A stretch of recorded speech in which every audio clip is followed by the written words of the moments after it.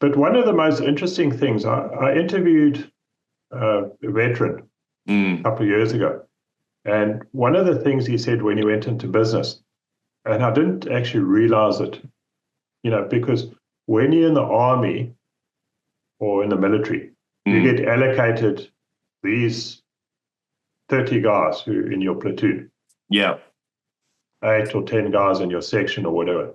And whether you like them or don't like them, whether they're good or not good, or whether they yeah, can perform or not perform, it doesn't matter. You can't yeah. go to HR and say, well, these two guys here, I don't like them, I want to get rid of them. That's And you right. fire them next week.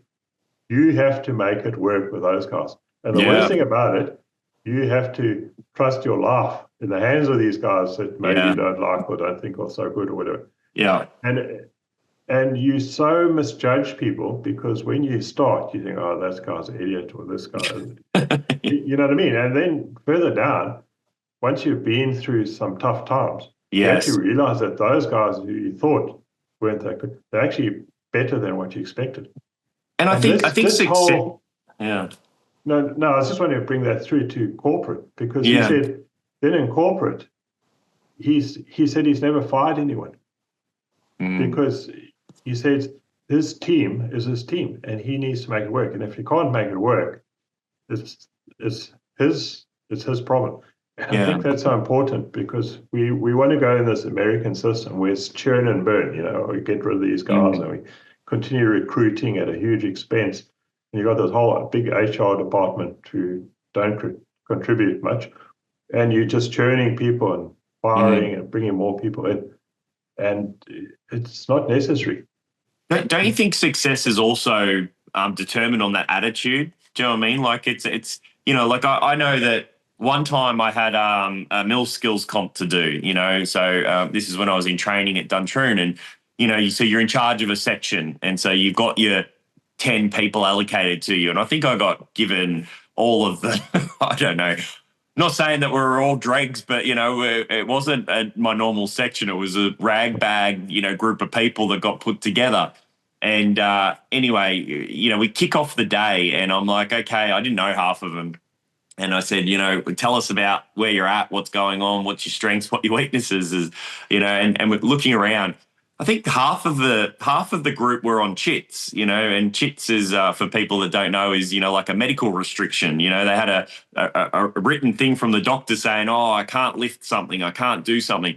I looked at this group and I actually had that initial thought, what the hell? This is crap. I'd love to go to HR, but there is no HR and there's so much in an army unit.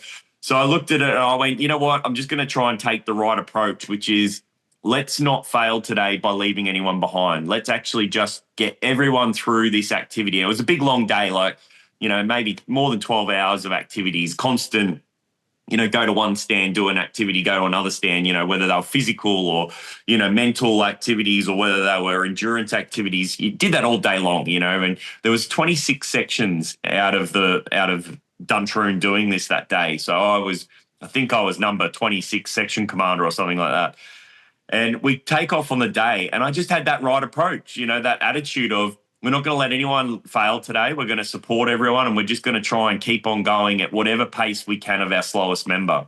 Do you know what ended up happening, John? We ended up winning the mill skills comp that day. Yeah, And it was exactly. weird. It was weird because obviously I didn't expect it. At the end of the day, I think we're all at the staff cadet mess and the whole of the core of staff cadets were standing there. Hundreds of people, and they call out our section and my name, and I have to go up there and collect the trophy. And it was just one of those amazing moments, but surreal as well because I just didn't expect it, and didn't think that that was what was going to come out of that day. But it was that approach of just going, let's band together, no matter who we are or what we are, and let's just as a team try and achieve whatever that mission was. And I think it's a pretty good way of approaching life, isn't it? But I think it comes out quite often. And the other part of it is you think, oh, these people can help you because they've got all the tools to help you. Mm. If they just give you this deal or they just do that and they're a Yes. family member or they're a friend or whatever,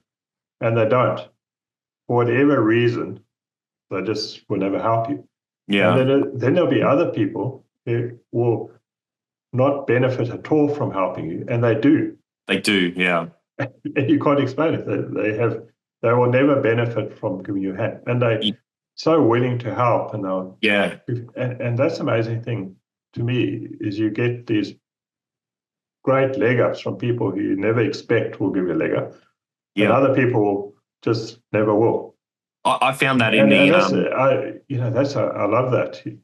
love that whole process. I found that in our niche that we're in, both in the camping outdoor niche, that's what I've found is that the people have just been so amazing and so supportive of us and our launch of our brand. I think the first, I'd say 5 customers were people I'd never met.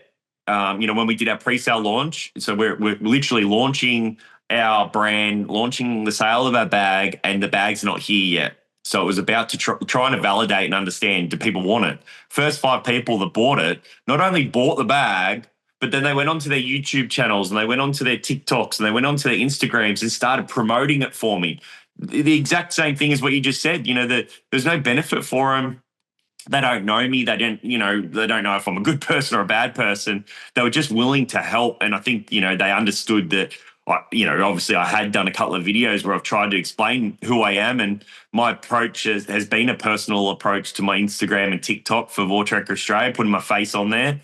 And it just appealed to them. They wanted to help me. And it's such an amazing feeling to have these strangers, a little bit like when you reached out to me, a stranger, but we connected through being, both serving in the military. And, we've got the same values. We've got the same outlook on life, same work ethic. We just work really well together. And that's what we hope we can keep building with this podcast, is connecting with those kind of like-minded people, helping them, grow their business and promote what they're doing. Yeah, because what was fascinating with me is what I know about social media is very limited. Yeah. So that's why I appreciate being with you, because you've helped me a huge amount guiding me. Yeah, but I don't know anything about social media either.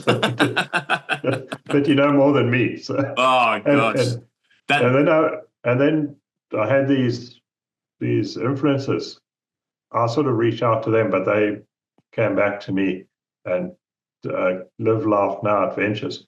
Yes. And they've been totally amazing. They've been helping me all the way through, saying, okay, this is what you must do here. This is just, don't do that. Great people. Yeah. Great people. And to me, that's amazing. Most other people, they would have thought, who's this old guy? He's absolutely, he's a disaster. Just, No, I think that, and that's what people are. They're just very kind and just help. And we're just having a crack, aren't we, John?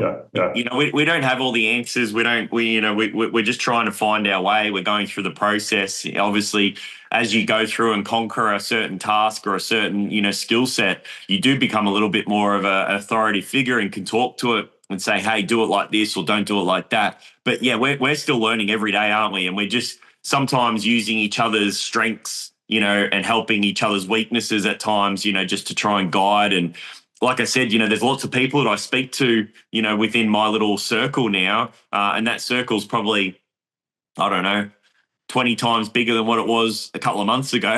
So I'm really fortunate and thankful for that. No, it is. It's amazing. And it just helps you actually on, because it is hard.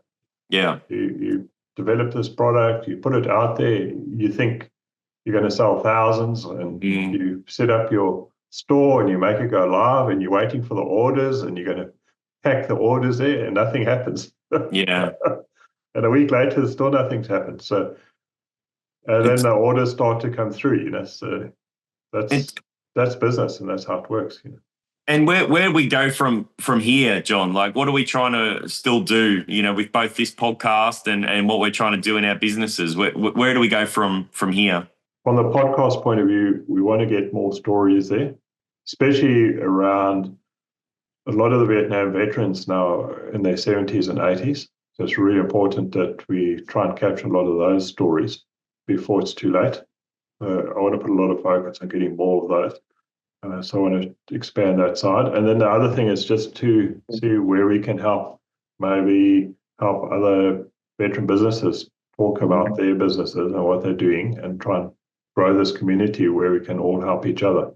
that's the big message before we finish up is just, if you know someone that you think, you'd love to capture their story, or you'd love to get them in touch with us to do, a potential interview for a digital archive for that side of historic military interviews, please, pass on our details to them, and all of that will be in the captions below.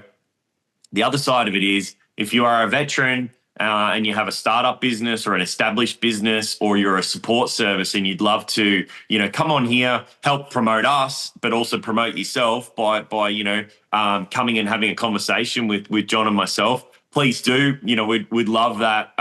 If we had the opportunity to promote, a bunch of businesses every year, how great would that be to grow this community? On the other side of it, if we don't have that many people reaching out, we're going to just keep you updated about our journeys, and talk about the things that we reflect on as veterans, just so that we can be another support for you. Maybe just a silent, in your ear kind of support.